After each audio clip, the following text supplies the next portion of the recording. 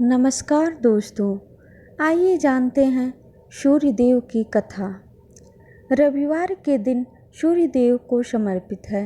मान्यता है कि अगर रविवार के दिन सूर्यदेव की श्रद्धापूर्वक पूजा अर्चना की जाए तो मनुष्य के जीवन में सुख समृद्धि और धन संपत्ति की कमी नहीं आती। साथ ही शत्रुओं से सुरक्षा भी होती है। सूर्यदेव का व्रत करने के साथ साथ अगर आप इनकी व्रत कथा सुनते हैं तो आपकी मनोकामनाएं पूर्ण हो जाती हैं। तो चलिए हम पढ़ते हैं सूर्यदेव की व्रत कथा। सूर्यदेव की व्रत कथा पौराणिक कथा है। प्राचीन काल की बात है। एक बुढ़िया थी जो नियमित तौर पर रविवार के दिन सूर्यदेव से पूर्व उठकर नित्य कर्मों से निवृत्त होकर अपने आंगन को गोबर से लीपती थी, जिससे वो स्वच्छ हो सके। इसके बाद वो सूर्यदेव की पूजा अर्चना करती थी। साथ ही रविवार की व्रत कथा भी सुनती थी।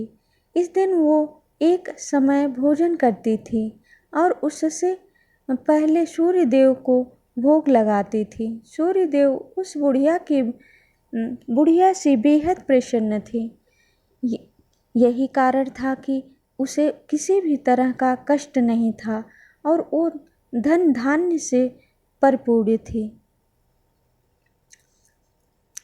जब उसकी पड़ोसन ने देखा कि वो बहुत सुखी है तो उससे जलने लगी। बुढ़िया के घर में गाय नहीं थी, इसलिए वो अपने पड़ोसन के आंगन से गोबर लाती थी, क्योंकि उसके यहाँ गाय बंधी रहती थी। पड़ोसन ने बुढ़िया को परेशान करने के लिए कुछ सोचकर गाय को घर के अंदर बांध दिया। अगले रविवार बुढ़िया को आंगन लीपने के लिए बुढ़िया को गोबर नहीं मिला। इसी के चलते उसने सूर्यदेव को भोग भी नहीं लगाया, साथ ही खुद भी भोजन नहीं किया और पूरे दिन भूखी प्यासी रही और फिर से सो गई। अगले दिन जब वो सोकर उठी, उसने देखा कि उसके आंगन में एक सुंदर गाय और एक बछड़ा बंधा था। बुढ़िया गाय को देखकर हैरान रह गई। उसने गाय को चारा खिलाया। वहीं उसकी पड़ोसन बुढ़िया के आंगन में बंधी सुंदर गाय और बछड़े को देखकर ज़्यादा जलने लगी, तो वह उससे और अधिक जलने लगी। पड़ोसन ने उसके गाय के पास सोने का गोबर पड़ा देखा तो उसके गोबर को वहां से उठाकर अपने गाय के गोबर के पास रख दिया। सोने के गोबर से पड़ोसन कुछ ही दिन में धनवान हो गई। ये कई दिन तक चलता रहा। कई दिनों तक बुढ़िया को सोने के गोबर के बारे में कुछ पता नहीं था। ऐसे में बुढ़िया पहले की ही तरह सूर्यदेव का व्रत करती रही, साथ ही कथा भी सुनती रही।